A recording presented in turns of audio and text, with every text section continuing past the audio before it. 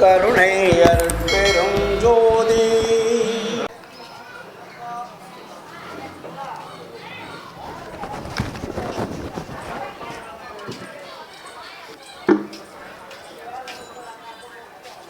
அருட்பெரும் ஜோதி அருட்பெரும் ஜோதி தனிப்பெரும் கருணை அருட்பெரும் ஜோதி. நினைந்து நினைந்து உணர்ந்து உணர்ந்து நினைந்து நினைந்து உணர்ந்து உணர்ந்து நெகிழ்ந்து நெகிழ்ந்து அன்பே நிறைந்து நிறைந்து ஊற்றெழும் கண்ணீரதனால் உடம்பு நனைந்து நனைந்து ஊற்றெழும் கண்ணீரதனால் உடம்பு நனைந்து நனைந்து அருள் அமுதே நன்னிதியே ஞான நடத்தரசே என்னுரிமை நாயகனே என்று என்னுரிமை நாயகனே என்று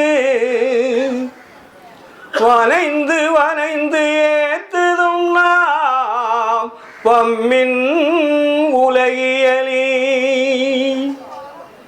மரணமிலா பெருவாழ்வில் வாழ்ந்திடலாம் கண்டி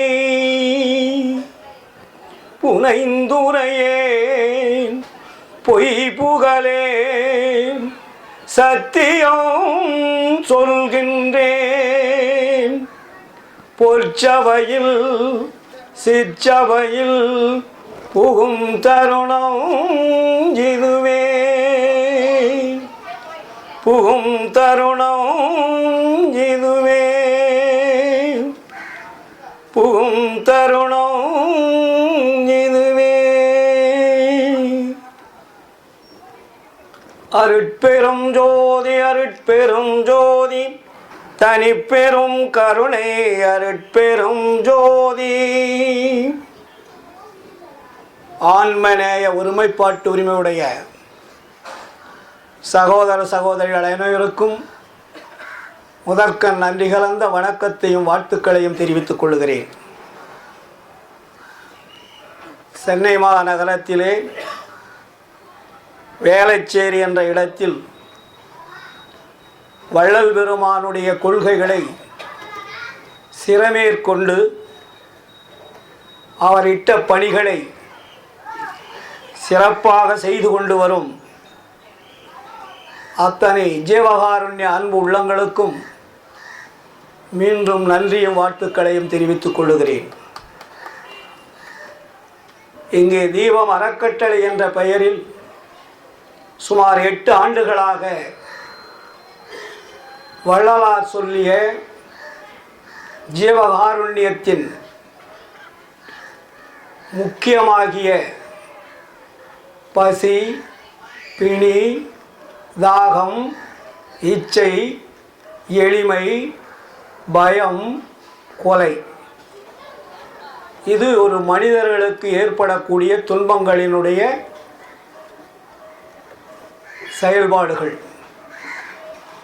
இதிலே இவர்கள் 3 கொள்கைகளை சிறமேற்கொண்டு செய்து கொண்டு வருகிறார்கள்.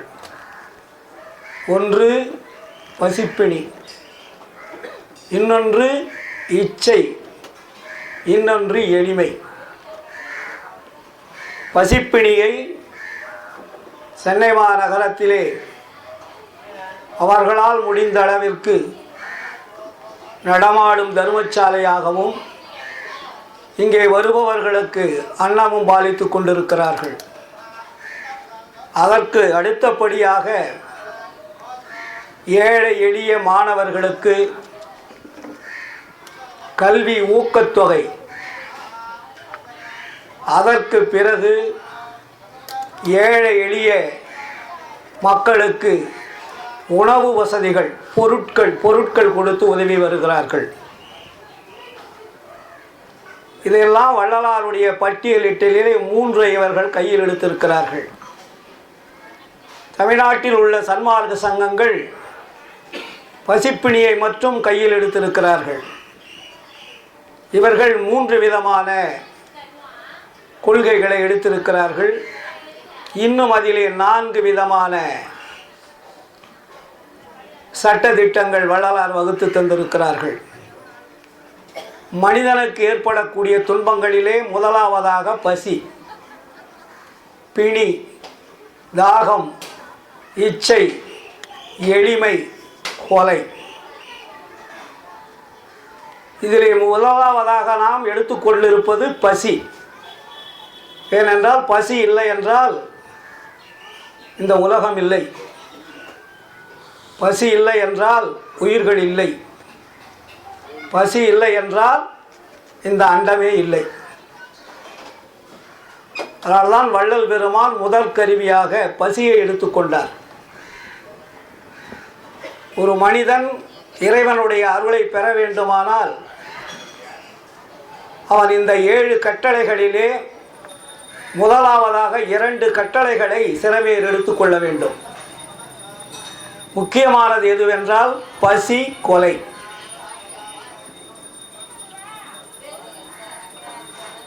மற்ற ஞானிகளெல்லாம் சொல்லாத, மற்ற ஞானிகள் விவரிக்க முடியாத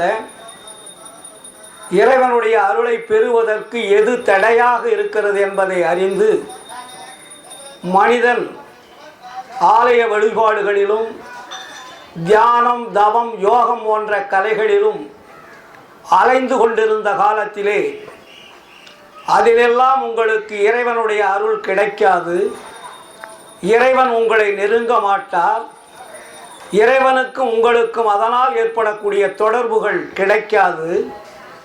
தொடர்புகள் கிடைக்க வேண்டுமானால் நீங்கள் என்ன செய்ய வேண்டும் என்று மக்களுக்கு மிக அழுத்தமாக வள்ளலார் அவர்கள் போதித்திருக்கிறார்கள். இது வள்ளலார் போதித்ததல்ல, அருட்பெருஞ்சோதி ஆண்டவரே வள்ளலார் மூலமாக இந்த மக்களுக்காக எடுத்துரைக்கப்பட்டது. ஒரு மனிதன் உயர்ந்த பிறப்பு பிறந்தவன். எல்லா பிறப்புகளிலும் உயர்ந்த பிறப்பு எது என்று கேட்டால் மனிதன்தான். இந்த உயர்ந்த பிறப்பு பெற்ற மனிதன் எங்கே செல்ல வேண்டும்? வந்த இடத்திற்கு திரும்பி செல்ல வேண்டும். நாம் எங்கிருந்து வந்தோமோ அங்கே திரும்பி செல்லுவதுதான் மனித இனத்தினுடைய அடிப்படை குறிக்கோள், சட்டம். ஆனால் இதுவரையிலே வந்த மனிதன் பல கோடி பிறவிகள் எடுத்து இறுதியாக கிடைத்திருப்பதுதான் மனித பிறப்பு.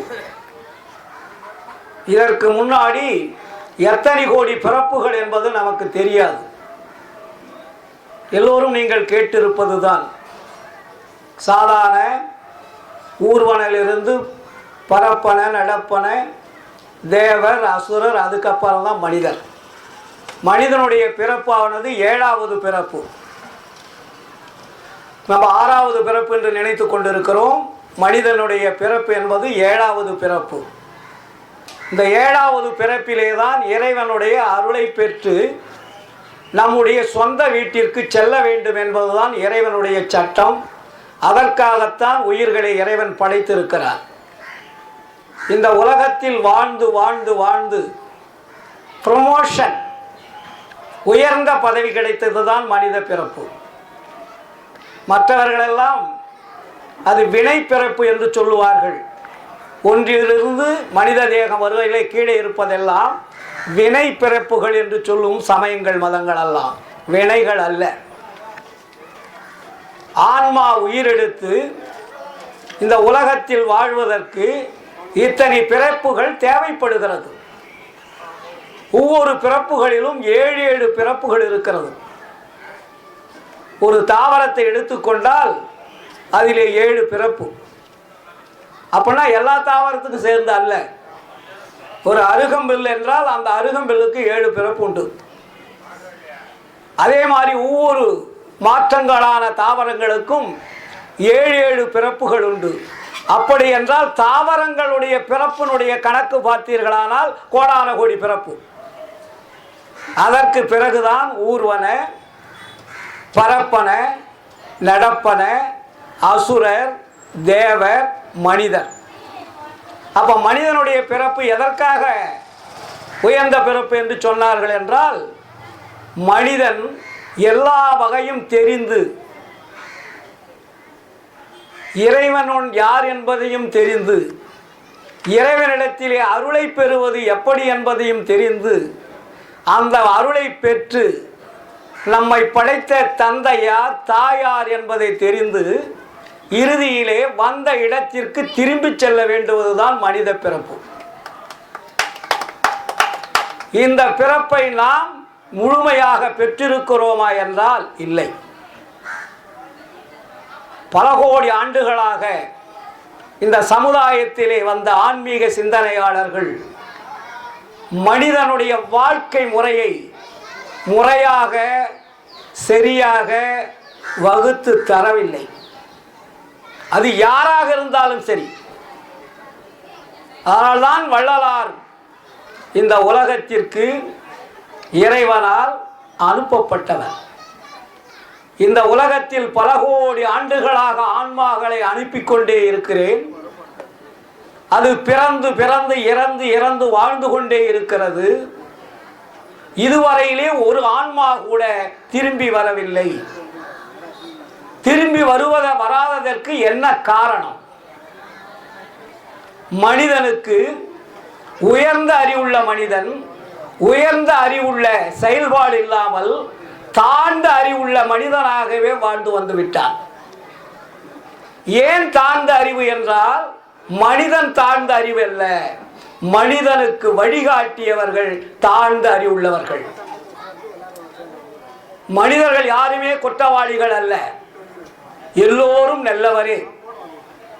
ஆனால் மனிதர்களுக்கு வழிகாட்டிய ஆன்மீக சிந்தனையாளர்கள் ஜாதி, சமயம், மதம், இந்த மூன்றும் தான் நாம் இறைவனுடைய உண்மையை தெரிந்து கொள்வதற்கு தடையாக இருக்கின்றது என்று வள்ளலார் பதிவு செய்கிறார். ஏனென்றால் வள்ளலாருக்கு இறைவன் சொல்லுகிறார். இறைவன் பார்க்கிறார், இந்த உலகத்தை படைத்து அண்டங்களை படைத்து உயிர்களை படைத்து பொருள்களை படைத்து எல்லா வசதிகளையும் கொடுத்து இந்த ஆன்மாக்கள் வாழ்ந்து இறுதியிலே அதனுடைய வாழ்க்கையை நிறைவு பெற்று திருவருளை பெற்று மறுபடியும் நம் இடத்திற்கு வர வேண்டும் என்றதுதானே அனுப்பினோம். ஆனால் இதுவரையில் ஒரு ஆன்மா கூட வரவில்லையே. சொல்லுவார்கள், அவர்கள் சென்றார்கள் இவர்கள் சென்றார்கள் என்று. எவருமே செல்லவில்லை, எல்லாமே கீழ்நிலையில் தான் இருக்காங்க.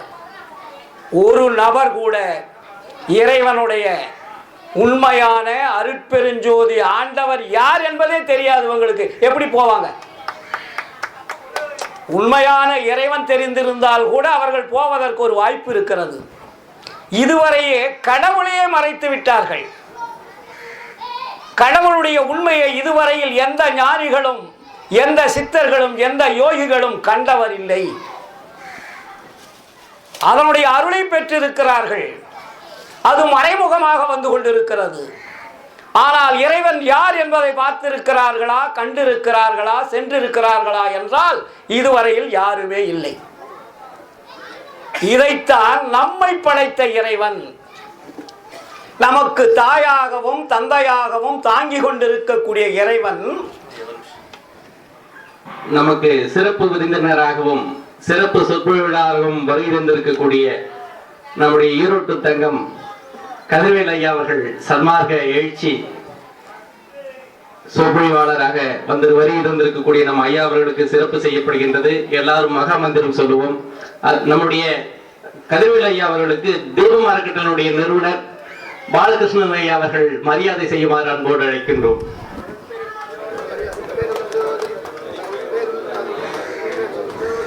அருட்பெரும் ஜோதி அருட்பெரும் ஜோதி தனிப்பெரும் கருணை அருட்பெரும் ஜோதி அருட்பெரும்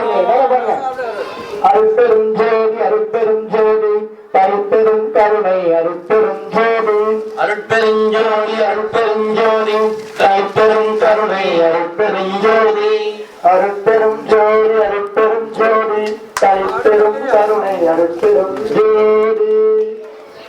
நல்லா இருக்கு சாமி, ரொம்ப நல்லா இருக்கு. மாலை அப்படியே போட்டுங்க. அப்படியே இருக்கட்டும் சார், மாலையும் ஷாலும் அப்படியே இருக்கட்டும் சார், அப்படியே இருக்கட்டும் சார், அப்படியே பேசுங்க சார்.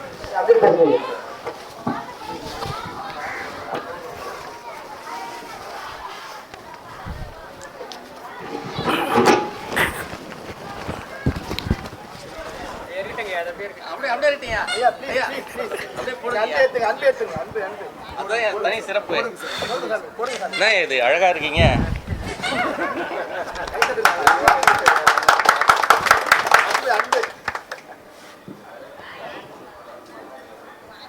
வள்ளலார் சொல்லுவார்,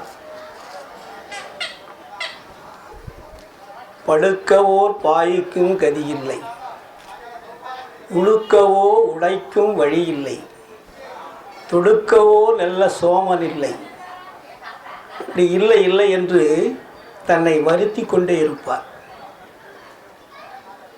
அப்படியெல்லாம் இந்த உலகத்தில் உலக மக்களை திருத்த வேண்டும், உலக மக்களுக்கு நல்வழி காட்ட வேண்டும் என்ற பெரும் கருணையோடு வாழ்ந்த வள்ளலாருடைய இயக்கத்திலே இருந்து கொண்டு நமக்கென்ன மாலை மரியாதைகள்.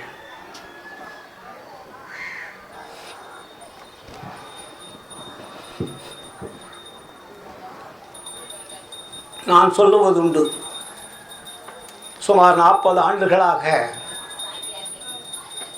என்னுடைய பெயருக்கு பின்னாடி எந்த பட்டமும் போடக்கூடாது, என்னுடைய போட்டோ கூட வரக்கூடாதுன்னு சொன்னேன். ஆனால் நமதுடைய ஆன்மநேயர் பாலகிருஷ்ணன் அவர்கள் இங்கே தட்டிலே என்னுடைய போட்டோவை போட்டிருக்கிறார். அவர் என் மேல் வைத்திருக்கக்கூடிய அளவில்லாத அன்பின் காரணமாக செய்தார். இங்கு வந்த பிறகுதான் எனக்கு தெரிந்தது. ஏனென்றால் என் வாழ்க்கையிலே சில குறிக்கோள்களை நான் எடுத்து வைத்திருக்கிறேன். இந்த கை யாரிடத்திலும் ஏந்தக்கூடாது, புகழ் யாரிடத்திலுமே பெறக்கூடாது, சன்மார்க்கத்தினுடைய வள்ளலாருடைய கொள்கைகளை, இறைவனுடைய பெருமையும் புகழையும் பேசுவதற்கு ஒரு சிறு துரும்பு கூட மற்றவரிடத்தில் வாங்கக்கூடாது என்பதை நான் மிகவும் குறிக்கோளாக வைத்திருக்கிறேன். ஏனென்றால் இந்த பிறவி எனக்கு கிடைத்த ஒரு பெரிய பாக்கியம்.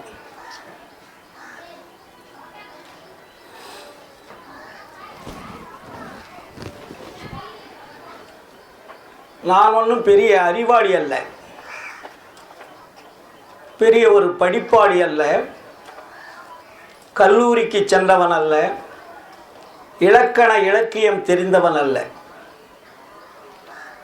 வள்ளலாருடைய திருவருட்பாவை நான் கையில் எடுத்துவிட்ட பிறகு எனக்கு கிடைத்த பாக்கியம் கொஞ்ச நஞ்சமல்ல, சொல்வதற்கு வார்த்தைகள் கிடையாது.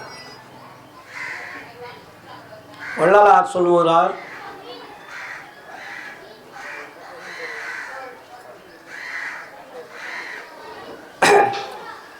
கற்கும் முறை கற்றறியேன், கற்றார் முன் நடித்தேன், நிற்கும் நிலை நின்றறியேன், நின்றார் முன் நடித்தேன், நெடுங்காம பெரும்புயலை நீந்தும் வகையறியேன் அப்படின்னு சொல்லுவார். அது மாதிரி நமக்கு என்னது இருக்கிறது? அதான் சொல்லுவார் இன்னொரு இடத்திலே, நாடு கலந்த ஆள்கின்றோர் எல்லோரும் வியப்ப, நன்னியனை மாலையிட்ட நாயகனே, ஈடு கடந்திற்கரிதாம் திருச்சிற்றம்பலத்தே இன்பநடம் புரியும் இறையவனே, பாடுக என்னோடு கலந்து ஆடுக என்றே எனக்கு பணியிட்டாய். நான் செய்பெறும் பாக்கியம் என்று வந்தேன். எப்படியா? நாடு கலந்து ஆள்கின்றோர் எல்லோரும் வியப்ப நன்னியனை மாலையிட்ட நாயகனே, ஈடு கடந்திற்கரிதாம் திருச்சிற்றம்பலத்தை இன்பநடம் புரிகின்ற இறையவனே, பாடுக என்னோடு கலந்து ஆடுக என்றே எனக்கு பணியிட்டாய். நான் செய்பெறும் பாக்கியம் என்று வந்தேன். அடுத்தது என்ன சொல்றாரு? கோடு தவறாது உனை நான் பாடுதற்கு குணப்பொருளும் இலக்கியமும் கொடுத்து மகிழ்ந்தருளே. வள்ளலார் இறைவன்கிட்ட கேட்கிறார், நான் கற்கவில்லை, பள்ளிக்கு செல்லவில்லை, யாரிடத்திலும் குரு உபதேசம் பெறவில்லை, எனக்கு குருநாதர் என்பது யாரும் இல்லை. கற்றதும் நின்னிடத்தே, கேட்டதும் நின்னிடத்தே, இல்லையா? அப்படி எல்லாமே நின்னிடத்தே நின்னிடத்தே என்றே இறைவனை பார்த்து வள்ளலார் சொல்லுவார். அப்போ உங்களுக்கு என்ன தேவை, எது வேண்டும் என்றாலும் நம்முடைய தந்தை அருட்பெருஞ்சோதி ஆண்டவரிடத்திலே கேட்டால் கிடைக்கும். இதுதான் சத்தியம். மற்ற தெய்வங்களிடத்தில் கேட்டால் கிடைக்குமா என்று கேட்டால் கிடைக்கவே கிடைக்காது. ஏனென்றால் அதெல்லாம் கற்பனை தெய்வங்கள், பொய்யான கற்பனை தெய்வங்கள். கற்பனை கூட மற்ற பரவாயில்ல, பொய்யான கற்பனைன்னு வரும். அதைத்தான் வள்ளலார் கலை உரைத்த கற்பனையை நிலை என கொண்டாடும் கண்மூடி வடக்கமெல்லாம் மண்மூடி போக. அது என்ன போகணுமா? மண்மூடி போக, போட்டு புதைங்கன்னார். இந்த பூமிக்குள்ள போட்டு புதைச்சிருங்க. மறுபடியும் அது வெளியே வந்துருச்சுன்னா நீங்க அழிஞ்சு போயிடுவீங்க. அதனால்தான் வள்ளலாருக்கு இறைவன் இந்த உலகத்தில் அறியாமல் இருக்கக்கூடிய மனிதர்களுக்கு அறிவை புகட்டி இறைவனுடைய அருளை பெற வேண்டும் என்பதற்காக இறைவனால் வருவிக்க உற்றவர் வள்ளலார். நம்ம நல்லா புரிஞ்சுக்கணும் சன்மாரிகள். வள்ளலார் வாழையடி வாழையென வந்த திருக்கூட்ட மரபினல் அல்ல. அதை முதல் தெரிஞ்சுக்க. படித்தவர்கள் எல்லாமே அந்த காலத்தில் பாலகிருஷ்ண பிள்ளையிலிருந்து எல்லாமே இதைத்தான் சொல்லிட்டு வராங்க. வள்ளலார் வாழையடி வாழையென வந்த திருக்கூட்ட மரபினில் ஒருவர் அன்றோ அப்படின்வார். நான் ஒருவன் அல்ல, அது மாறி வந்தவன் நான் அல்ல. ஏனென்றால் இறைவன் என்னை எப்படி அனுப்பினாரு?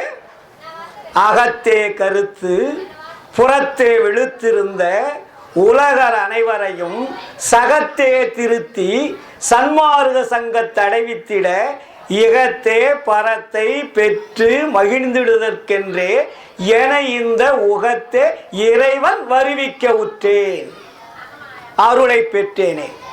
இறைவன் வருவிக்க உற்றவர் வள்ளலார். மற்றவர்களெல்லாம் இறைவனால் அனுப்பி வைக்கப்பட்டவர். அது ஆன்மாக்கள் எல்லாம் இறைவனால் வருவிக்கப்பட்டதுதான். ஆனால் இது ஒரு ஸ்பெஷல் அங்கீகாரம் இது இருக்கு.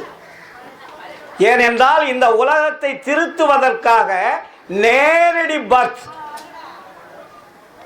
சின்னமையனுடைய கருவறையிலே நேரடி பர்த் தான் வள்ளலார். நான் பல இடங்களிலேயே சொல்லி இருப்பதுண்டு. வள்ளலார் தனி பிறப்பு. அதுக்கு பேரு சம்புபட்சம்னு பேரு. சம்புபட்சம் என்றால் இறைவன் வாக்கால் சொன்னவுடன் கருதரிப்பது. இறைவன் வாக்கால் சொன்னவுடன் கருதரிப்பதுக்கு பேரு சம்புபட்சம். மற்றவங்க சொன்னா கருதரிக்குமானா தரிக்காது. இது எமர்ஜென்சி மாதிரி.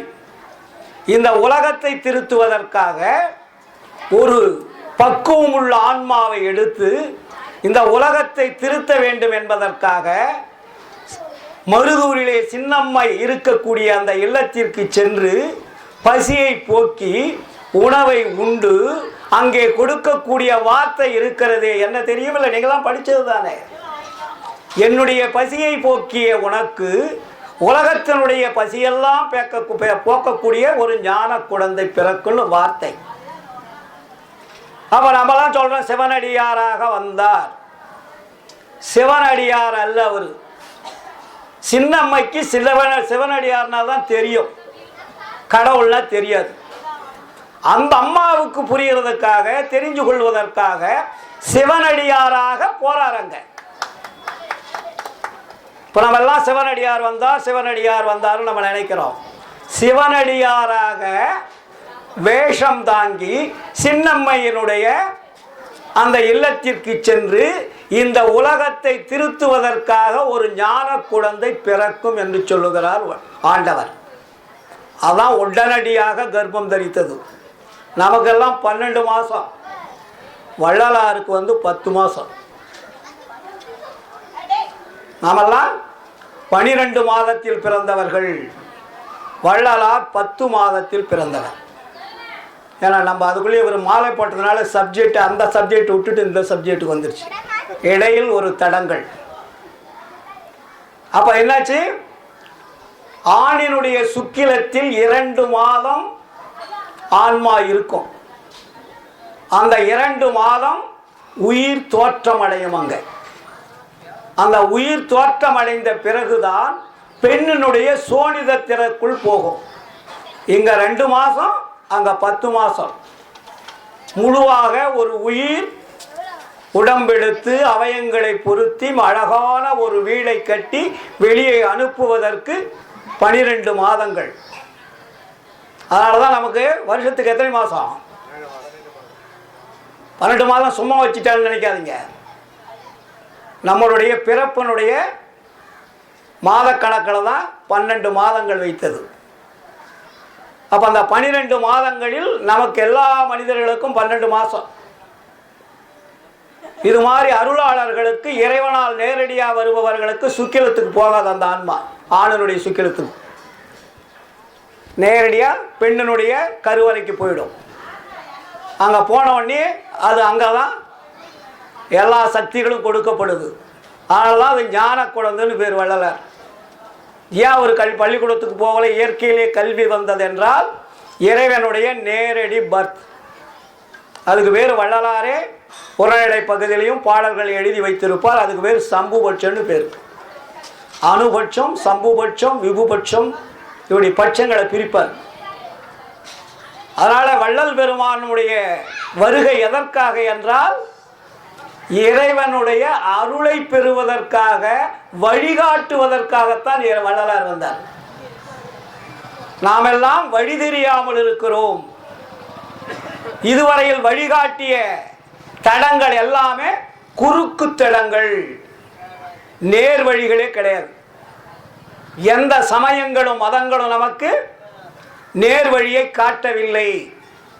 ஆதலால் ஜாதி சமய மதங்கள் பொய்ன்னு வள்ளலார் அதான் சொன்னார். ஜாதியும் மதமும் சமயமும் பொய்யென ஆதியில் உணர்த்திய அருட்பெருஞ்சோதி. ஏன் அதை அவர் பொய்ன்னு சொல்லணும்? ஜாதி சமய மதங்கள் இன்னைக்கு எத்தனையோ ஆட்சியாளர்கள், விஞ்ஞானிகள், அறிவியல் வல்லுநர்கள், இவர்களால் ஜாதியை போக்கிவிட முடியுமா?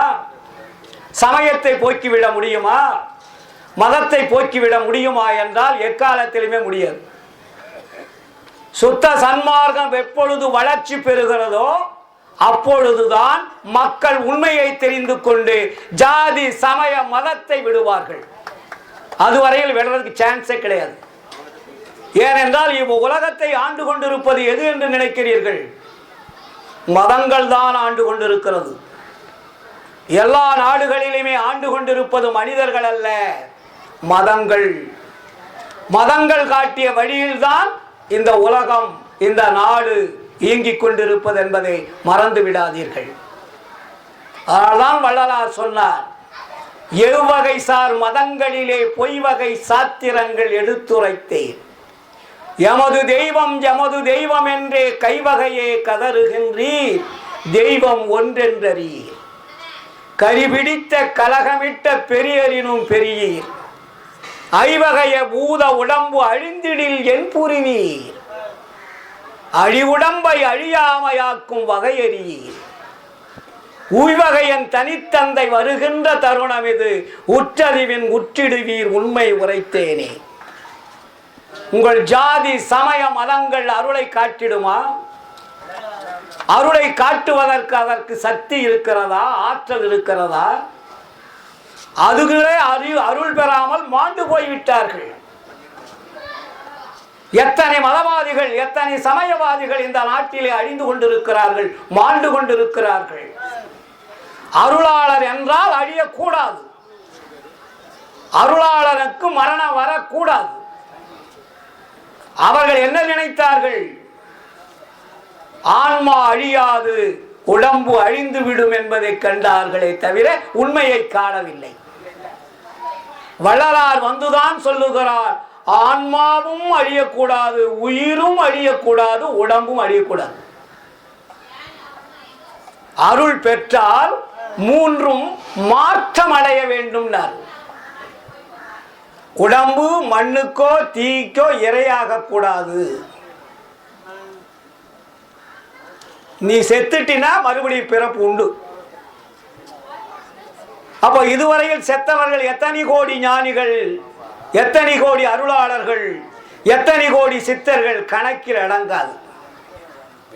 இதைத்தான் வள்ளலார் நமக்கு தெளிவுபடுத்துகிறார்.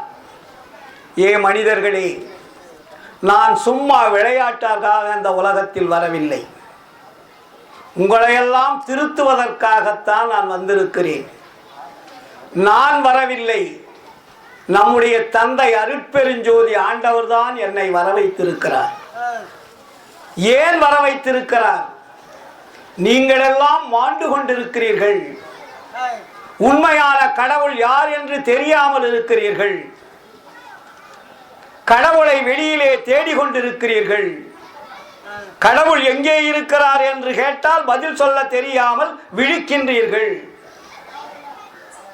இதையெல்லாம் தெரியப்படுத்தி உண்மையான வழியை காட்டுவதற்காகத்தான் இறைவன் என்னை இந்த உலகத்திற்கு அனுப்பி வைத்தார். இல்லையா? இன்னொரு இடத்திலே சொல்லுவார்கள், பேருற்ற உலகில் ஒரு சமய மத நெறியலாம், பேய் விழிப்புற்ற பிச்சு பிள்ளை விளையாட்டென்று உணர்ந்திடாது. உயிர்கள் பலவேதமுற்று அங்கும் இங்கும் போருற்று இறந்து வீண் போயினர். இன்னும் வீண் போகாதபடி விரைந்தேன். என்ன காட்டணுமா? புனிதமுறு சுத்த சன்மார்க்க நெறிகாட்டி. அங்க என்ன கொடுக்கணும்? மெய்ப்பொருளை நன்குணர்த்தி இங்கதான் வைக்கிறாரு. சுத்த சன்மார்க்கத்தை காட்டுவதற்கு என்ன தேவை? காட்டினால் அங்க என்ன இருக்கணும்? மெய்ப்பொருள். அப்ப இதுவரையில் இருந்த பொருள்கள் எல்லாம் ஆப்போசிட் என்ன? பொய்ப்பொருள். ஆனால்தான் மெய்ப்பொருளை நன்குணர்த்தி எல்லோரும் ஏறுற்ற சுகநிலை அடைந்திட புரித நீதாக சொல்ல முடியும், வேற எவனும் சொல்லல.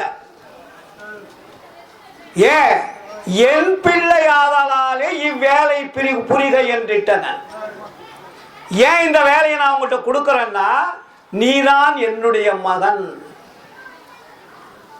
சொல்வதை செய்யக்கூடிய தில் உள்ளவன், தைரியம் உள்ளவன், பயப்படாதவன், அஞ்சாதவன், எதற்கும் அசராதவன், முழுமையான அருளை பெறக்கூடிய தகுதி உள்ளவன். உன்னை யாரும் அசைக்க முடியாது, நெருங்க முடியாது. நீ சொல்வதெல்லாம் உண்மையாகத்தான் இருக்கும். உண்மைதான் சொல்லுவாய், உண்மைதான் இந்த மக்கள் ஏற்றுக்கொள்ள வேண்டும் என்ற ஆணித்தரமான உண்மையை எடுத்து வைத்தார் வள்ளலார். நாம் இதுவரையும் என்ன பண்ணிட்டு இருக்கிறோம்? கேள்வி கேட்குறாங்க. நாட்டில் தினமும் வாட்ஸ்அப்பில், ஃபேஸ்புக்கில், ஃபோனில் வந்துக்கிட்டே இருக்கு. வள்ளலார் சித்தி பெற்று எத்தனை ஆண்டுகளாகிறது? 150 ஆண்டுகளாகிறது. ஏன் இன்னும் ஒருவார் கூட சன்மாரிகள் மரணமடையாமல் வாழாமல் இருக்கிறார்கள்? மனிதர்களுடைய குற்றமா, சன்மாரிகளுடைய குற்றமா, இல்லை இறைவன் அவர்களுக்கு சரியான அருளை கொடுக்கவில்லையா என்ன காரணம் ஐயா, தயவு செய்து சொல்லுங்கள் என்று கேட்கிறார்கள். என்ன சொல்லுவது? ஏனென்றால் நமக்கு இதுவரையிலே உண்மை தெரியாமல் வாழ்ந்து கொண்டிருந்தோம். நமக்கு உண்மை கிடைச்சி இப்போதான் கிடைச்சிருக்கு. எனக்கு எப்போ கிடைச்சது? 40 வருஷத்துக்கு முன்னாடி கிடைச்சது. அதை கொஞ்சம் கொஞ்சமாக நான் தெரிஞ்சு வந்து இப்போதான் ஒரு 10-15 ஆண்டுகளாக முழு உண்மை தெரிஞ்சது. ஆரம்பத்தில் முழு உண்மை தெரியல. அதில் ஊன்றி அதிலேயே இரவு பகலாக தோய்ந்து கருணையை கையில் எடுத்து ஜீவகாருண்யத்தை கையில் எடுத்து மற்ற உயிர்களுக்கு உபகாரம் செய்து அதில் பழகி பழகி பழகி பழகி வருகின்ற பொழுதுதான் விசாரம் என்ன என்பதே புரிந்தது. அதுக்கு முன்னாடி விசாரம்னா என்னன்னு தெரியல. வள்ளலாறு விசாரம் என்று போடுகிறார், அதற்கு சத்துள்ள விசாரம்னு போடுறார். ஜீவகாருண்யம் எழுதுறாரு. ஜீவகாருண்யம் சாவி தாண்டா கிடைக்கின்றார். ஜீவகாருண்யம் மோட்ச வீட்டின் திறவுகோல். திறவுகோல்னா என்ன? சாவி. ஆனா உள்ள போக முடியுமா?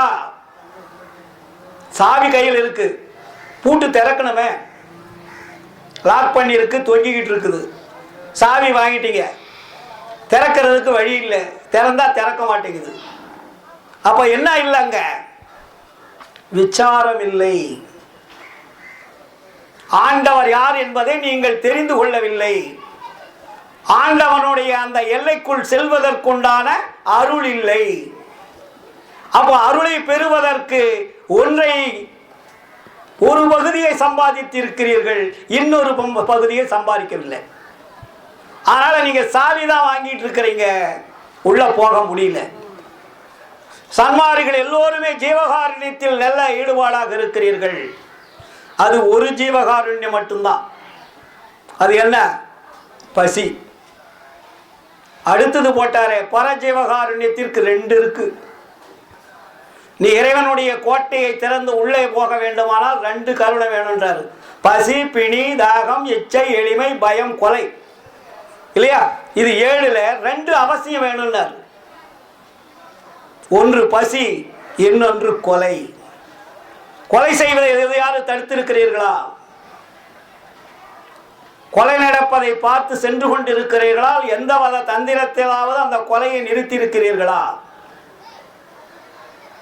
பசியை போக்கிக் கொண்டிருக்கிறீர்கள், மிக்க மகிழ்ச்சி, அது ரொம்ப முக்கியம். அடுத்தது கொலை என்றார். மற்றதெல்லாம் இச்சை, எளிமை, பயம் அதெல்லாம் தேவையில்லை. அது அவர்களே அதை முயற்சி பண்ணிக்கலாம். 2 சன்மாரிகள் கடைபிடிக்க வேண்டியது 2 ஜீவகாருண்யத்தில். அதனாலதான் அதை பிரிச்சாரு. அதுக்கு பரஜீவகாருண்யம் அபர ஜீவகாருண்யம் பிரிக்கிறார். அப்ப பரஜீவகாருண்யம் என்றால் பரத்திற்கு செல்வது, அருளை பெறக்கூடிய கோட்டையினுடைய எல்லைக்குள் செல்வது. எல்லைக்குள் செல்வதற்கு சாவி இருக்கிறது, இன்னும் முழுமை பெறவில்லை, அதனால் உள்ளே செல்ல முடியவில்லை. அப்ப முழுமை பெறுவதற்கு என்ன தேவை?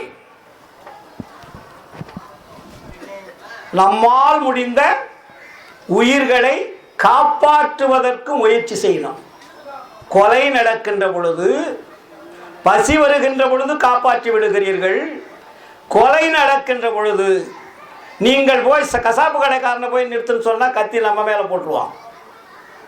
நமக்கு தெரிந்த நம்மால் முடிந்த உயிர்களை காப்பாற்றுவதற்கு என்ன செய்தீர்கள்? இது ஒரு கேள்வி. இரண்டாவதாக, இது ஜீவகாருண்யத்திய ஒரு பகுதி. இன்னொன்று சத்து விசாரணை வராரு வள்ளலாரிங்க. சத்து விசாரணம் என்றால் என்ன? இறைவன் யார்? அவர் எங்கே இருக்கிறார்? அவருக்கு நமக்கு உண்டான தொடர்பு என்ன? அந்த தொடர்பு தெரிந்து கொள்வதற்கு எது எது தடையாக இருக்கிறது? அந்த தடைகள் எல்லாம் அடித்து நொறுக்கி புதைக்கக்கூடிய தில்லு வரக்கூடிய அளவுக்கு இருக்கணும் சத்து விசாரம். சத்து விசாரம் என்பது சும்மா பேசிக்கிட்டு வாதம் பண்ணுவதல்ல. இறைவன் யார்? நான் யார்? என்னை படைத்தவன் யார்? அவருக்கும் எனக்கும் உண்டான தொடர்பு என்ன, நாம் எப்படி வந்தோம், எப்படி வாழ்ந்தோம், ஏன் பிறவிகள் எடுத்தோம், பிறவிகளை அத்தனையும் எடுத்து மனித பிறப்பு ஏன் கிடைத்தது, மனித பிறப்புக்கு மட்டும்தான் அருள் கிடைக்கும் என்பது ஏன், அப்ப அந்த அருள் எங்கே இருக்கிறது, வெளியே இருக்கிறதா இல்லை நம்முடைய ஆன்மாவிலே இருக்கிறதா, எப்படி அந்த அருளை பெறுவது, இந்த அருளை பெறுவதற்கு என்னென்ன விஷயங்கள் இருக்கிறதோ அதையெல்லாம் அறிந்து கொள்வதுதான் சத்து விசாரம். அதுதான் சத்து உள்ள விசாரம். விசாரம் என்றால் என்ன? துக்க நிவர்த்தி அப்படின்னு வள்ளலார். விசாரம் என்றாலே துக்கத்தை ஒழிப்பது. துக்கம்னா என்ன? நமக்கு எது பெரிய துக்கம்? மரணம். உலகத்துல 3 வேதனையை போட்டார் வள்ளலார். பயங்கரமான வேதனை, 3 வேதனையா. என்ன வேதனை? நரக வேதனை, ஜனன வேதனை, மரண வேதனை. இந்த 3 வேதனையை விட கொடுமையான வேதனைடா பசி வேதனை. வேதனையிலே 3 வேதனை பெருசு. இதை கூட கொஞ்ச நேரம் தாங்கலாம். ஆனா பசி வேதனை என்பது இதைவிட கொடுமையானது. அப்படின்னு பசி என்ற ஒரு கருவிக்கு இலக்கியம் கொடுத்தவர் வள்ளலார் தான். உலகத்துல எவனுமே கிடையாது. பசி என்ற ஒரு கருவி, அது உபகார கருவின்னு எழுதினார் வள்ளலார். இறைவனால் கொடுக்கப்பட்ட உபகார கருவி. பசி இல்லை என்றால் இந்த உலகத்தில் உயிர்கள் இல்லை. பசி இல்லை என்றால் உயிர்கள் இல்லை. ஆன்மாவுக்கு வேலை இல்லை, இறைவனுக்கு வேலை இல்லை, பஞ்சபூதங்களுக்கு வேலை இல்லை, கிரகங்களுக்கு வேலை இல்லை. இந்த உயிர்கள் வாழ வேண்டுவதற்கு முதற் கருவி எது என்றால் பசி. அதுக்கு பேர் உபகார கருவி. இந்த உபகார கருவி என்பது இறைவனால் கொடுக்கப்பட்டது. இறைவனால் கொடுக்கப்பட்ட கருவியை நாம் விசாரத்தினாலும் கருணையினாலும் அந்த பசி என்ற அந்த கருவியை நம்மிடம் இருந்து அகற்ற வேண்டும். நம்மிடமிருந்து அகற்ற வேண்டும். நமக்கு பசி இருக்கக்கூடாது. மற்றவர்கள் இருக்கலாம். சுத்த சன்மாரிகளுக்கு, இறைவனுடைய அருளை பெறக்கூடிய தகுதி உள்ளவர்களுக்கு பசி என்பது இருக்கக்கூடாது. அது ஆண்டவங்கிட்ட திருப்பி கொடுக்கணும். ஐயா, இனிமேல் எனக்கு பசி வேண்டாம், இந்த பசியை என்னால் தாங்கிக் கொள்ள முடியாது, இதுதான் என்னுடைய உயிரை வாங்கி கொண்டிருக்கிறது, இந்த உயிரை வாங்குவதற்கு பசிதான் காரண காரியமாக இருக்கிறது, அதனால் இந்த பசியை என்னிடத்தில் இருந்து நீங்கள் எடுத்துக்கொள்ளுங்கள் என்று நம்ம உறுதியாக இருக்கணும். எப்ப உறுதியாக இருக்க முடியும்? வாயில் சொன்னா முடியுமா? இறைவனை இடைவிடாது நினைத்தால் பசி என்பது வராது. பசி எப்ப வராது இருக்கும்? இறைவனை இடைவிடாது நினைக்கின்ற பொழுது பசி என்ற கவனம் உங்களுக்கு வராது. அப்ப கேப் இருக்கும் போது பசி என்ற கவனம் வருது. வள்ளலார் எங்கேயாவது போய் சாப்பிட்டு இருக்காரா? வரலாறு பார்த்தீங்களா? வள்ளலாரே சொல்லுவார், உற்ற தாரணையில் உலக உணர்ச்சி எனக்கு உற்ற நாள் முதலாக பெற்ற தாய் வாட்டம் உருவதற்கஞ்சி பேருணவு உண்டனன், உற்றவர் நேயர் அன்புலார் இவர்களுக்காக ஒரு பிடி உண்டனன், மற்றவை அல்லால் சுகவுணா கொள்ள என் மனம் நடுங்கியது.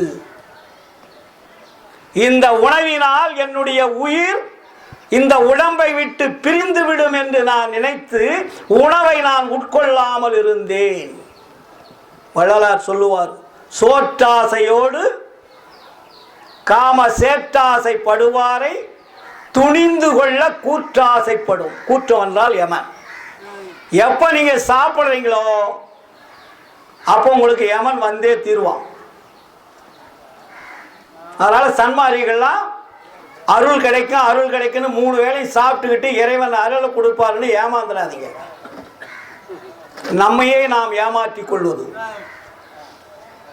அதனாலதான் வள்ளலார் சொல்லுவார், ஈரமும் அன்பும் கொண்டு இன்னருள் பெற்றேன், என் மார்க்கம் இரவாத சன்மார்க்கம் தோழி, காரமும் மிகுப்புளி சாரமும் கைப்போடே உப்போடே கசப்போடே கூட்டி ஊரமுது உண்டு நீ ஒழியாதே,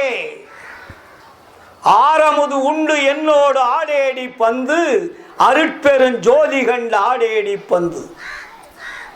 நீ ஊரமுது உண்கின்றாய். ஊரமுது என்பது மலம் வருவது, வேர்வை வருவது, சிறுநீர் வருவது, அழுக்கு வருவது, 9 துவாரங்களுக்கு வேலை கொடுப்பது. உடம்புல எத்தனை துவாரங்கள் இருக்கிறது? 9 துவாரங்களும் லாக் ஆகணும். 9 துவாரங்களுக்கு வேலை கொடுக்க கூடாது. அதை லாக் பண்றதுக்கு எது, லாக் பண்ணாத இருக்கிறதுக்கு எது நம்ம உடம்புக்குள்ள போயிட்டு இருக்குது? சாப்பாடு. சாப்பாடு போகின்ற வரையிலும் இந்த 9 துவாரங்கள் வேலை செய்து கொண்டே இருக்கும். இந்த 9 துவாரத்தை அடக்குவதற்கு பயிற்சி வேணும். அடக்குவதென்றால் தியானம் செய்வதோ, யோகம் செய்வதோ, தவம் செய்வதோ அல்ல, மூச்சு பயிற்சி ஏற்றுவதோ அல்ல, குண்டலியை ஏற்றுவதோ அல்ல. இதெல்லாம் மோசடி மைத்தான்கள் வேலை. சன்மாரிகளுக்கு எந்த பயிற்சியும் வேண்டாம். இறைவனை நினைப்பதே குறிக்கோளாக இருக்கணும்.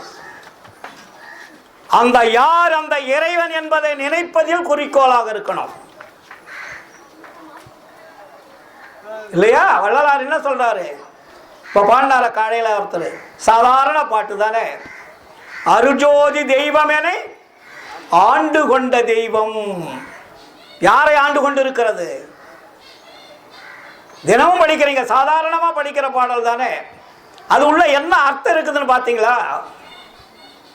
அருஜோதி தெய்வம் என ஆண்டு கொண்ட தெய்வம், அம்பலத்தை ஆடுகின்ற ஆனந்த தெய்வம், பொருட்சாரும் அறைகளெல்லாம் போற்றுகின்ற தெய்வம், போதாந்த தெய்வம், உயர் நாதாந்த தெய்வம். அது என்ன பண்ணுதான்? இருட்பாடு நீக்கி ஒளி ஈந்தருளும் தெய்வம். உங்களுடைய இருட்பாடுகள், குற்றம் குறைகள், அறியாமைகள் அத்தனையும் உங்களை விட்டு நீக்கக்கூடிய ஆற்றல் படைத்த தெய்வம். இருட்பாடு நீக்கி ஒளி ஈந்தருளும் தெய்வம், எண்ணிய நான் எண்ணியவாறு எமக்களிக்கும் தெய்வம், தெருட்பாடல் உவந்தனையும் சிவமாக்கும் தெய்வம். அது எங்க இருக்கு? சிற்சபையில் விளங்குகின்ற தெய்வம். அதே தெய்வம். என்ன ஸ்ட்ராங் அந்த பாடல்ல? அதான தெய்வம், வேற தெய்வம் கிடையாது. தெய்வம் அதே தெய்வம். என்ன அர்த்தம் அதுக்கு? சன்மாரிகள் உண்மையை தெரிந்துவிட்ட பிறகு வேறு தெய்வங்களை வழிபாடு செய்வதனால் ஒரு பயனும் இல்லை. ஏமாந்து கொண்டிருக்கிறீர்கள். எத்தனை சன்மாரிகள் அருட்பெருஞ்சோதி ஆண்டவரை தவிர வேறு தெய்வத்தை வழிபட மாட்டேன் என்று உறுதியாக இருப்பவர்கள். வள்ளலார் தெளிவுபடுத்துறாரே, உன்னுடைய ஆன்மாவிலே குடியிருக்கக்கூடிய ஆற்றல் அரசனாக, அம்பலத்து அரசனாக, சிற்றம்பலத்தில் செயல்படக்கூடியவனாக, அருட்பெரும் ஒளி என்பது தாண்டா உன்னுடைய தலையிலே இருக்கிறது. அதுதான் சிற்சபை. சிற்சபையிலே நடமிடக்கூடிய தெய்வம் உன்னிடத்திலே இயங்கிக் கொண்டிருக்கின்ற பொழுது நீ தெரு தெருவாய் அலைகின்றாயே, என்ன அறியாமை! ஏன்னா மற்றவர்கள் சொல்லி வச்சுட்டு போயிட்டாங்க. பன்னெறி சமயங்கள் மதங்கள் என்றிடுமோ பவநெறி இதுவரை பரவியது. இதுவரையும் பரவிய நெறி என்ன? பவநெறி, சுடுகாட்டு நெறி. பன்னெறி சமயங்கள் மதங்கள் என்றிடுமோ பவநெறி இதுவரை பரவியது, அதனால் செந்நெறி அறிந்திலர். அதனால்தான் நீங்க நல்ல நெறி இதுவரையிலும் தெரிஞ்சுக்கல. வள்ளலார் சொல்றாரு, கேட்டமா? அதனால் செந்நெறி அறிந்திலர். என்ன நடக்குது? இறந்து இறந்து செறி இருள் அடைந்தனர். எவ்வளவு டார்க் பிளாக், அசைக்க முடியாத கருமையில் வாழ்ந்து கொண்டிருக்கிறீர்கள். கருமை என்றால் என்ன? இருட்டு. சாதாரண இருட்டு அல்ல, சாதாரண இருட்டில் தெரியும் கண். டார்க் பிளாக் லாக், உங்களுடைய கண் லாக் ஆயிடும், எதுவுமே தெரியாது. அதனால்தான் கருநேறி வீழ்ந்துடலாதீர்னார். சன்மாரிகள் இதுவரையும் கேட்கிறோமா? புரிந்துக்கணும். அப்போ கதிர்வேல் நீ அப்படியாடா? 40 ஆண்டுகள் ஆச்சு. எந்த கல்லையோ மண்ணையோ செம்பையோ கை தூக்கி வணங்கவே மாட்டேன். அதெல்லாம் அம்பக்கன்று எனக்கு தெரிந்து விட்ட பிறகு நான் ஏன் வணங்குவேன்? இல்லையா? அதெல்லாம் கற்பனை, கற்சிலைகள். கல்லு பேசுமா? செம்பு பேசுமா? It is material. தங்கம் பேசுமா? மண்ணு பேசுமா? ஐம்பொன் பேசுமா? அதுக்கு போய் அபிஷேக ஆராதனை செய்கிறீர்களே, என்ன மனிதர்கள் நீங்கள்? அதற்கு பால் அபிஷேகம் கேட்டதா ஒரு மண்ணு? இல்ல ஒரு தெய்வம் பஞ்ச பொன்களால செய்தது பஞ்சாமிர்த அபிஷேகம் கேட்டதா? பட்டினி பசி வறுமையில் வாடிக்கொண்டிருக்கக்கூடிய மக்களுடைய பசியை போக்காமல் கற்களுக்கும் செம்புக்கும் கல்லுக்கும் மண்ணுக்கும் பொருள்களை வாரி வழங்கி அபிஷேகம் என்ற போர்வையிலே அழித்துக் கொண்டிருக்கிறீர்களே மக்களே, இது என்ன நியாயம்னு கேட்டார் வள்ளலார். சொல்றாரே வள்ளலார், பசி பட்டினி வறுமை நாட்டிலே தாண்டவம் ஆடிக்கொண்டிருக்கிறது. பிறந்த குழந்தைக்கு உடம்பிலே பால் இல்லை, ஒரு பெற்ற தாய்க்கு உணவில்லை. உடம்பிலே குழந்தை பெற்றுவிட்டால் மார்பிலே பால் இல்லை, தவிக்கிறது குழந்தை. அதை பார்த்து கொண்டு குடங்குடமாக எடுத்துக்கொண்டு போய் கற்சிலைகளுக்கும் சினிமாவனுடைய நடிக்கக்கூடிய நடிகர்களுக்கும் பால் அபிஷேகம் தேன் அபிஷேகம் செய்கிறீர்களே, என்ன அறியாமை! இந்த நாட்டிலே எத்தனை மக்கள் ஏழ்மை நிலையிலே வாடிக்கொண்டிருக்கிறார்கள், சிந்திக்க வேண்டாமா? இதைத்தான் சன்மார்க்கம் சொல்லுகிறது. சுத்த சன்மார்க்கம் மோசடி வித்தையை சொல்லவில்லை, மோடி மஸ்தான் வேலையை சொல்லவில்லை. உண்மையை உரைப்பதற்காக வந்தவர் வள்ளலார். நாம் சன்மார்க்கத்தை புரிந்து கொள்ளாமல் வாழ்ந்தால் மற்றவர்களை எப்படி புரிய வைப்பது? இதைத்தான் வள்ளலார் சொல்லுகிறார். சித்திவிழாக திருமாளிகையிலே 1874 வருஷம் சித்தி பெருகின்ற பொழுது ஆண்டவர் கட்டளை இடுகிறார். ஆண்டவர் வள்ளலாருக்கு, படிக்கிறீர்கள் அருட்பாவை தினந்தோறும். இறுதியிலே அவருக்கு செல்ல தெரியாதா? சொத்த பிரணவ ஞான தேகம் என்ற தேகம் கிடைத்து விட்டது. வள்ளல் பெருமான் நமக்காக தன்னுடைய அந்த பூத உடலை காட்டிக் கொண்டிருக்கிறார். 4 ஆண்டுகளாக பிரணவ தேகத்திலே வாழ்ந்தவர் வள்ளலார். 1867 சுத்த தேகம் வந்து விட்டது. 70 74 வரையிலே இந்த உடம்பை காட்டாமல் பிரணவ தேகத்திலே வாழ்ந்து கொண்டிருக்கிறார். கண்ணுக்கு தெரியும், புலப்படாது. கண்ணுக்கு தெரியும், தொட முடியாது. அதுதான் பிரணவ தேகம். சுத்த தேகம் என்பது கண்ணுக்கு தெரியும், தொட்டா பிடிபடும். பிரணவ தேகம் என்பது கண்ணுக்கு தெரியும், தெரியாமல் இருக்கும், தொட்டா பிடிபடாது. வள்ளலார் யாராவது தொட்டதா வரலாறு இருக்கா? முன்னாடியே உட்கார முடியாது. வள்ளலாருக்கு முன்னாடி உட்கார்ந்தானா அவன் ஒளிஞ்சான். அவர் கண்ணை யாரும் நேரடியாக பார்க்க முடியாது. ஏன்னா அது ஞானக்கண், நம்மளை மாதிரி ஊனக்கண் அல்ல. அதனுடைய பவர் கோடிக்கணக்கான பிரகாசம் உடையது. ஒரு ஆன்மாவினுடைய தன்மை கோடி சூரிய பிரகாசம். அந்த பிரகாசம் தான் கண்களின் வழியாக வரும், அது முழுமையாக வரும். நமக்கெல்லாம் இப்போ கோடியில ஒரு பகுதி தான் வருது. நம்முடைய கண்ணொளி எங்கிருந்து வருது? ஆன்மாவிலிருந்து தான் வருது. வேற எங்கேயோ கண்ணொளி வருதுன்னு நினைக்காதீங்க. கண்ணுக்கு ஒளி வருவது எங்கிருந்து? ஆன்மாவிலிருந்து. ஒரு சிறு நரம்பு, அந்த நரம்புல தான் 2க்கும் வெளியே வரும். இந்த கண்ணு புறத்தோற்றத்திற்கு மட்டும்தான் பயப்படும். அருளுக்கு பயன்படாது. அருளை இந்த கண்ணு பார்க்க முடியாது. அப்படி பார்த்துச்சுனாக்கா இந்த கண்ணு இல்லை. நிறைய விஷயங்கள் இருக்குது. சத்து விசாரம்னா சாதாரண நினைச்சிடாதீங்க. அப்ப வள்ளலார் என்ன சொல்றார் கடைசியில? அருளை பெறுவதற்குண்டான முழு வழியும் காட்டினார் வள்ளலார். ஆனா நம்ம என்ன பண்றோம்? இன்னும் சமய நூல்களை சொல்லிய பிழைகளை, குற்றங்களை பிடித்து கொண்டு வள்ளலாருடைய அருட்பாவுக்கும் சமய நூலுக்கும் நம்ம ஒத்திகை பண்ணிக்கிட்டு இருக்கிறோம். வள்ளலாருடைய அருட்பா ஒரு பக்கத்தில் வச்சுக்கிறது, சமய நூலை ஒரு பக்கத்தில் வச்சுக்கிறது, ரெண்டுக்கும் ஒத்திகை பார்க்கறது. என்னங்க அறியாமை! இது இறைவர் எழுதிய நூலுங்க. திருவருட்பா என்பது ஆண்டவர் எழுதியது, வள்ளலார் எழுதியது நினைச்சிடாதீங்க. மற்ற நூல்கள் உலகத்தில் இருப்பது பூரா மாயை சக்திகளால் வாழ்ந்த மனிதர்களால் எழுதியது. திருவருட்பா மட்டும்தான் இறைவனால் எழுதியது. இதைத்தான் வள்ளலார் சொல்லுகிறார். நான் உரைக்கும் வார்த்தையெல்லாம் நாயகந்தன் வார்த்தை, நம்புமினோ நமரங்கால் நற்றருணம் இதுவே. வானுரைத்த மணிமன்றில் நடம்புரி எம்பெருமான் வரவெதிர்கொண்டு அவனருளால் வரங்களெல்லாம் பெறவே. தேனுரைக்க உளமிலிக்க எழுகின்றேன், நீ பெறலாம் தெரிந்து அடைந்து என்னுடன் எழுமின் சித்தி பெறலாகும். ஏன் உரைத்தேன்? இரக்கத்தால் எடுத்துரைத்தேன். யான் அடையும் சுகத்தினை நீ பெறலாம் அடைதல் குறித்தேன்.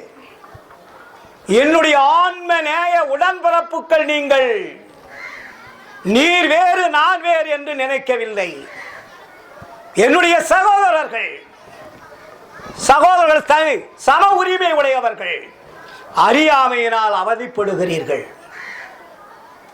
நீங்கள் அறியாமை அல்ல, உங்களை அறியாமையில் வைத்து விட்டார்கள். அதனால்தான் வள்ளலார் நமக்கு சொல்றார் அடிக்கடி, ஜாதியிலே, மதங்களிலே, சமய நெறிகளிலே, சாத்திர சந்தடிகளிலே, கோத்திர சண்டையிலே, ஆதியிலே அபிமானித்து அலைகின்ற உலகி. இன்னைக்கு நேத்தா? ரொம்ப காலமா. இன்னைக்கு நேத்து உங்களுடைய அறிவு மழுங்கி போகவில்லை. இப்ப நமக்கு இந்த பிறவி, ஃபர்ஸ்ட் பிறவி மனித பிறப்புன்னு கிடைச்சிருச்சுன்னா உங்களுக்கு லக்கு. இது எத்தனையாவது பிறப்புன்னு உங்களுக்கும் தெரியாது, எனக்கும் தெரியாது. இது இறைவனுடைய ரகசியத்தில் ஒண்ணு. நீ அடுத்த பிறப்பு என்ன கிடைக்கணும் உங்களுக்கு தெரியுமா? இந்த உலகத்தில் எத்தனை கோடான கோடி பணத்தை தான் நீங்க சம்பாதிச்சு வைங்களேன். ஆட்சியில உக்காருங்க, அதிகாரத்துல உக்காருங்க, வானத்தை வில்லா வளைங்க, கடலை எடுத்து பாக்கெட்ல போட்டுங்க, என்ன வேணாலும் பண்ணுங்க. உயிர் போகும்போது ஏதாவது இது வந்து காப்பாத்துமா? நீ படித்த படிப்பு எங்கே? கற்ற கல்வி எங்கே? அதிகாரம் எங்கே? அரசாட்சி எங்கே? சொத்து எங்கே? பூமி எங்கே? பணம் எங்கே? எல்லாம் எங்கே எங்கே எங்கே எங்கே? இறுதியிலே உன்னுடைய உயிரை காப்பாற்றுவதற்கு ஒரு துளி கூட வேலை செய்யாது. ஆனால்தான் இந்த உலகத்தினுடைய பொருள்களை சம்பாதித்து அனுபவிப்பதற்கு உரிமை உண்டு எல்லாருக்குமே. எடுத்து போறதுக்கு யாருக்கும் உரிமை கிடையாது. அதனால்தான் வள்ளலார் என்ன சொல்றாரு? மனிதர்களே, பொருள் எதற்காக வருகிறது? அந்த பொருளை நீங்கள் அருளாக மாற்றுவதற்காக வருகிறது. நம்ம ஐயா சொல்லுவார் அடிக்கடி, யார்? அயனாவரம். பொருளை அருளாக மாற்ற வேண்டும். எந்த பொருளும் உன்னிடம் இருக்கின்ற வரையில் அருள் சத்தியமா கிடைக்காது. நீங்க கடைசியில் இருக்கும்போது நீங்களும் மட்டும்தான் இருக்கணும், உங்க உடம்புல ஆன்மா தான் இருக்கணும். அது அருள் பெறணும். அருள் பெறுகின்ற பொழுது பொருள் ஒன்று ஒன்றாக வெளியே போயிடும். உங்க வீட்டில் இருக்கக்கூடிய ஒரு பொருள் கூட அருள் பெறுகின்ற பொழுது வீட்டில் இருக்கக்கூடாது. இல்லைன்னாதான் அருள் என்பது உங்க வீட்டுக்கு வரும், இல்லாட்டி வராது. அதனால்தான் தீப அறக்கட்டளை மாதிரி ஜீவகாருண்யம் உள்ள இல்லங்களுக்கு வாரி வழங்கக்கூடியவர்கள் எல்லாம் அருள் பெரும் தகுதி உடையவர்கள். ஏனென்றால் அவர்களெல்லாம் உண்மை தெரிந்துதான் இந்த தீப அறக்கட்டளைக்கு வாரி வழங்கி கொண்டிருக்கிறார்கள். ஏனென்றால் பொருள் அருளாக மாற்றுவதற்கு அதற்கு பெயர்தான் ஜீவகாருண்யம். இதைத்தான் வள்ளலார் சொல்லுகிறார்கள். புகுந்தருணம் இது கண்டீர் நம்மவரே நாம் தான் புகழ்கின்றேன் என் மொழிவோர் பொய்மொழி என்னாதீர். உகுந்தருணம் உற்றவரும் பெற்றவரும் மற்றவரும் பிறரும் உடைமைகளும் உலகியலும் உற்ற துணை அன்றே. எல்லாமே உற்ற துணை அன்றே. அப்ப எதுதான் துணை? மிகுந்த சுவைக்கரும்பே, செங்கனியே, கோத்தேனே, மெய்ப்பயனே, கைப்பொருளே, விளையறியா மணியே, தகுந்த தனிப்பெரும்பதியே, தயாநிதியே, கதியே, சத்தியமே என்றுறவில் பக்தியோடு பணிந்தேன். புரியுதுங்களா? இப்ப நான் என்ன பண்ணிட்டு இருக்கிறேன்? ஈரோடு கதிர்வேலு பேசிட்டு இருக்கேன். என்கிட்ட ஏதாவது பேங்க்ல பணம் இருக்கா? இல்லடா, அவன் பேங்க்ல பணத்தை வச்சுக்கிட்டு வந்து பேசுறானா? இவன் பேர்ல எத்தனை ஏக்கரா சொத்து இருக்கிறது, இவன் பேர்ல எத்தனை வீடு இருக்கிறது, இவன் எத்தனையும் வச்சுக்கிட்டு இவன் வந்து மேடையில பேசுறானே, இவன் பேச்சை நம்ம கேட்க முடியுமா என்ற ஒரு கேள்வி நீங்க எழுப்பலாம். என்கிட்ட காசு கிடையாதுங்க. எனக்கு டெய்லி போக்குவரத்துக்கு பணம் கிடைக்கும். எனக்கு பேங்க் டெபாசிட் கிடையாது, சொந்த வீடு கிடையாது, என் பேர்ல ஒரு இன்ச்சு இடம் கிடையாது. சம்பாதிக்க தெரியாத அல்ல. நான் நினைத்தால் ஒரு நாளைக்கு இந்த சென்னையில கோடிக்கணக்கான பணத்தை என்னால் சம்பாதிக்க முடியும். எல்லா ரூட்டும் எனக்கு தெரியும். சென்னை மாநகரத்தில் உங்களுக்கெல்லாம் பணம் சம்பாதிக்க வழி தெரியாது, எனக்கு தெரியும். எந்த கல்லை எரிஞ்சா எந்த கல் என் வீட்டை தட்டி பணம் கொட்டுன்னு எனக்கு தெரியும். எல்லா ரூட்டும் தெரியும். எந்த ரூட்டும் தெரியாத வந்து ஏதோ வந்து சன்மார்க்கத்தை பேசிட்டு இருக்கான்னு நினைக்காதீங்க. அது எல்லாம் என்னுடைய கால் தூசாக நினைத்து விட்டு விட்டேன். தேவையில்லை. சன்மார்க்கத்திற்கு செல்லுகின்ற பொழுது எனக்கு பஸ் பேர் வேணும், கால் டாக்ஸி பணம் வேணும். என் மனைவி கேட்பேன், கொடுப்பா, வேலை முடிஞ்சுது. யாருக்கிட்டையும் 10 பைசா வாங்க மாட்டேன். நான் பாட்டு வருவேன், பேசுவேன், நான் பாட்டு போயிட்டே இருந்துருவேன். மறுபடியும் அடுத்த ஊருக்கு போறேன்னா காசு வேணுமா கேட்பேன், கொடுப்பாங்க. என்கிட்ட காசு கிடையாதுங்க, இது சத்தியம். ஆனா நான் ஜாலியா இருக்கேங்க. எனக்கு கஷ்டன்றது 40 ஆண்டுகளாக சுத்தமா கிடையாது. ஒரு சிறு துரும்பு கூட என்னுடைய வாழ்க்கையில் துன்பம் என்பது இல்லை. எப்பொழுதிருந்து வள்ளலார் எழுதிய திருவருட்பாவை படித்து என் ஆன்மாவிலே பதிவைத்த பிறகு எனக்கு துன்பம் என்பது கடுகளவு கூட கிடையாது. இன்னைக்கு ராஜா மாதிரி இருப்பேன். என் மனைவியோ, மக்களோ, குழந்தைகளோ, சுற்றமோ, மற்ற அன்பர்களோ என்னை கைகூப்பி வணங்கும் அளவிற்குத்தான் இருப்பேனே தவிர அவர்கள் தூற்றும் அளவிற்கு நான் இருக்க மாட்டேன். என்னுடைய குடும்பத்தை நான் சன்மார்க்கத்தில் கொண்டு வராமல் மற்ற குடும்பத்தை எப்படிங்க கொண்டாட முடியும்? என்னுடைய மனைவி சன்மார்க்கத்துக்கு வராம மற்றவங்களுக்கு போய் எப்படி புத்தி சொல்ல முடியும்? முதல் என்னை தெரித்துக் கொள்ள வேண்டும். அதனால்தான் வள்ளலார் அருட்பா அகவல்ல என்ன சொல்றார் கடைசியில? உலகினில் உயிர்களுக்குறும் இடையூறலாம் விலக. அப்படி நீ விலக வேண்டுமானால் நீ அடைந்து விளக்குக மகிழ்க. நீ அடையாமல் மற்றவங்களுக்கு சொன்னீங்கன்னா எடுபடாது, கேட்க மாட்டாங்க. புரியுதுங்களா? அதனால நம்முடைய வாழ்க்கை நெறி என்பது புது நெறி. இது என்ன நெறி? புது நெறி, பொது நெறி. சமயம் சார்ந்ததல்ல, மதம் சார்ந்ததல்ல. நல்லா புரிஞ்சுக்கணும். அதனால்தான் வள்ளலார் 1874 தெளிவா நமக்கு சொல்றார் கடைசியில பேருபதேசத்துல. இதுவரையில் இருந்தது போல் இனியும் வீண் காலம் கழிக்காதீர்கள். உங்களுக்கு காலம் இல்லை. வேத ஆகம புராண இதிகாசங்களை நம்பாதீர்கள். நம்ம என்னவோ வேத ஆகம புராணம் சொன்னா நம்ம இந்து மதத்தை திட்டுற மாதிரி நினைச்சுக்கிறாங்க. பெரியார் கூட இப்படி சொன்னது கிடையாது. பெரியார்லாம் வள்ளலார் பார்த்து காய்ப்படிச்சது தான். பெரியாருக்கெல்லாம் ஒன்றும் பெரிய ஞான அறிவுலாம் கிடையாது. எங்க ஊருக்காரர் தானே. வள்ளலாருடைய திருவருட்பாவை படித்து விட்ட பிறகுதான் கடவுள் இல்லை என்பதும் கடவுளை கற்பித்தவன் முட்டாள் என்பதும் அவருக்கு அவருடைய ஆன்மாவிலே அறிவிலே பதிவானது. அதுக்கு முன்னாடி அவர் ஈஸ்வரன் கோயில் தர்மகர்த்தா. புரியுதுங்களா? அப்போ கடவுள் யார்? கடவுள் இல்லை என்பது அல்ல, இது நாத்திகம் அல்ல. சன்மார்க்கம் என்பது நாத்திகம் அல்ல, அதை முதல் தெரிஞ்சுக்கங்க. நாத்திகம் சொல்கின்றவர்தம் நாக்கு உடை நாக்கு, நாக்கு ருசி கொள்ளுவது நாரிய பின்னாக்குன்னாரு. நாரிய பின்னாக்குனா என்ன சார்? கடவுள் இல்லை என்று சொல்பவர்கள் நாக்கு முடை நாக்குனா என்ன? ஊமையன்னு அர்த்தம். ஊமைய அதுபோல நாக்கு முடை நாக்கு, நாக்கு முடையாயிடுச்சுன்னா என்ன? அது பேச முடியாது, அதுக்கு பேரு ஊமையன். அப்போ அவங்க நாக்கு ருசி கொள்ளுவதேதான். நாத்திகம் சொல்கின்றவர்தான் நாக்கு முடை நாக்கு, அந்த நாக்கு ருசி கொள்ளுவது நாரிய பின்னாக்கு. நாரிய பின்னாக்குனா என்ன சார்? கடவுள் இல்லை என்று சொல்பவர்கள் மலம் தின்பதற்கு சமன்னார் வள்ளலார். இந்த வார்த்தை உலகத்தில் யாருமே சொல்ல முடியாது. நாரிய பின்னாக்குன்னா மலம். புரியுதுங்களா? அப்போ கடவுள் மேல் அவருக்கு அசைக்க முடியாத நம்பிக்கை உள்ளவர் வள்ளலார். மற்ற தெய்வங்கள் போல் கண்காட்டி தெய்வங்கள் அல்ல, கற்பனை தெய்வங்கள் அல்ல. இது எங்க இருக்குதான்?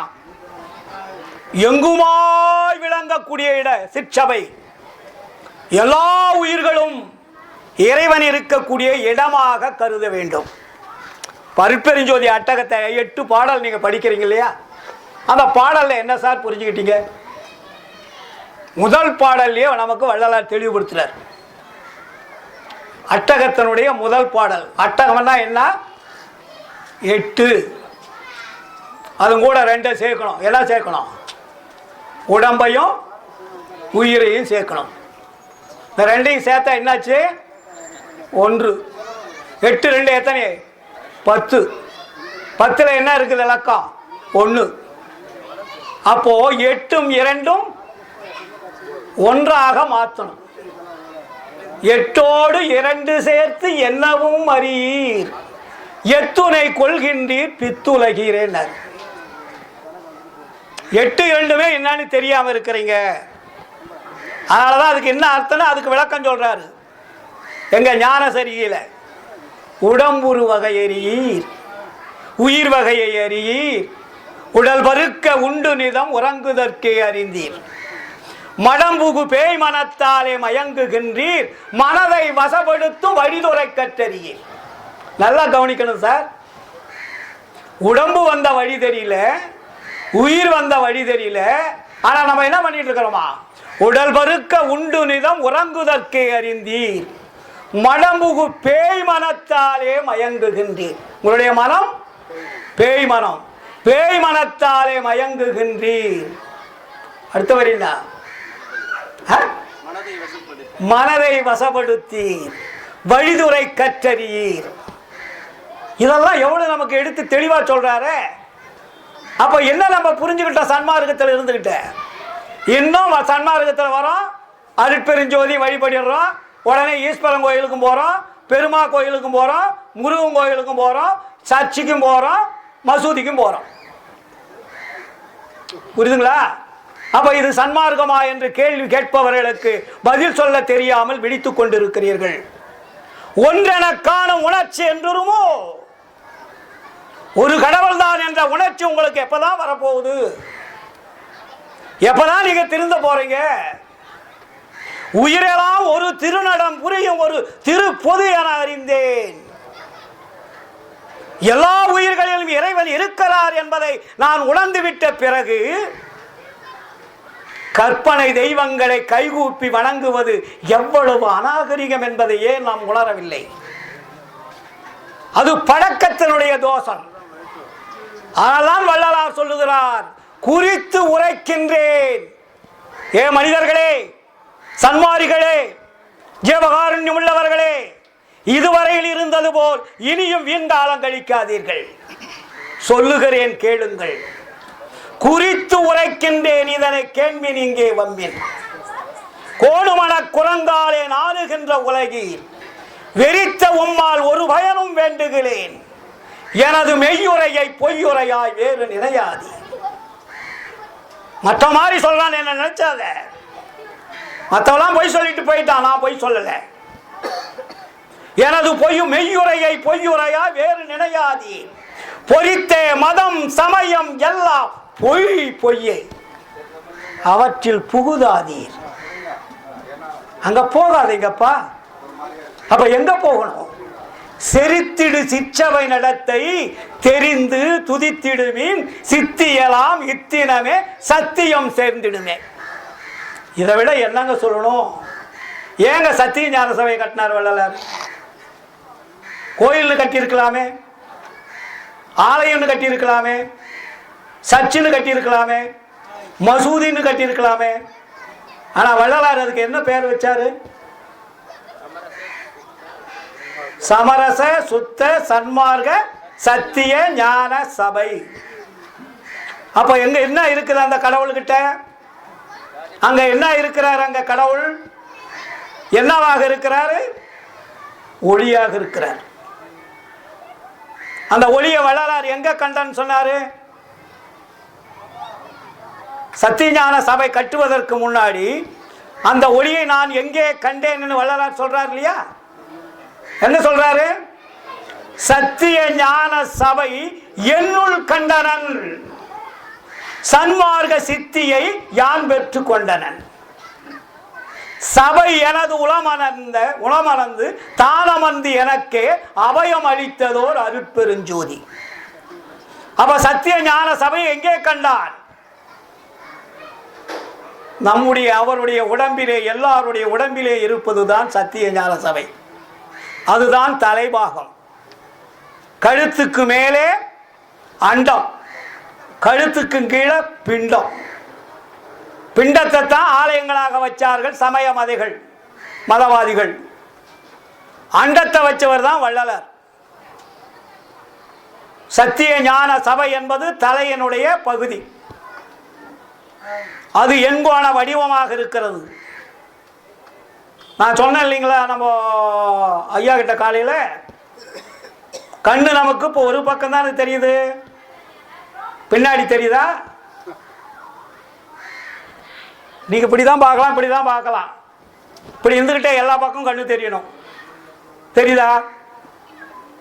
அருள் பெற்றால் தெரியும். நீங்க திரும்ப வேண்டியதில்லை, உட்கார்ந்த இடத்துல உலகம் பூரா தெரியும். உங்க கண்ணு மாற்றம் அடைகிறது. அதனாலதான் வள்ளலார் ஞான சபையில் என்ன பண்ணாரு? எண்கோண வடிவமாக வச்சார். எண்கோண வடிவம் என்பது 8 திக்குகள் கொண்டது. எஞ்சான் உடம்பே சிரசுக்கு பிரதானம். அப்ப சத்திய ஞான சபை வள்ளலார் கட்டினதனுடைய நோக்கம் என்னன்னு தெரியுங்களா? இப்ப நடக்கிற மாதிரி வழிபாடு செய்வதற்காக சத்திய ஞான சபையை வள்ளலார் கட்டவில்லை. இப்போ சமய வழிபாட்டு மாதிரி தான் இப்போ நம்ம பார்த்துக்கிட்டு இருக்கிறோம். ஒரு பக்கமா வடலூரில் இப்போ எப்படி ஜோதி தரிசனம் காட்டுறாங்க? ஒரு பக்கமாக காட்டிக்கிட்டு இருக்காங்க. ஆனால் வள்ளலாருடைய சிஸ்டம் ஒரு பக்கமாக ஜோதி காட்ட சொல்லி அவர் எந்த அருட்பவலை எந்த இடத்துலையுமே எழுதலை. 8 பக்கமும் 8 கதை வச்சிருக்கிறார். 16 ஜன்னல் இருக்குது. 8 கதவும் ஓப்பன் ஆயிடணும். எங்கிருந்து பார்த்தாலும் ஜோதி தெரியணும். சமய வழிபாடு மாதிரி அங்கே காட்டக்கூடாது. இப்போ சமய வழிபாடு மாதிரி தான் அங்கே நடந்துட்டு இருக்குது. மாதத்துக்கு போஸ்துக்கு 7 தெரிய நிற்கிறது. டெய்லி 11:30 மணிக்கு 7:30 மணிக்கு ஜோதி தரிசனம் காட்டுறது. இது வள்ளலாருக்கு பின்னாடி வந்த சபாபதி குருக்கள் செய்த சூழ்ச்சியினுடைய பலன். இதில் அதில் தான் இப்போ நான் தீவிரமாக இருக்கேன். சத்தியஞான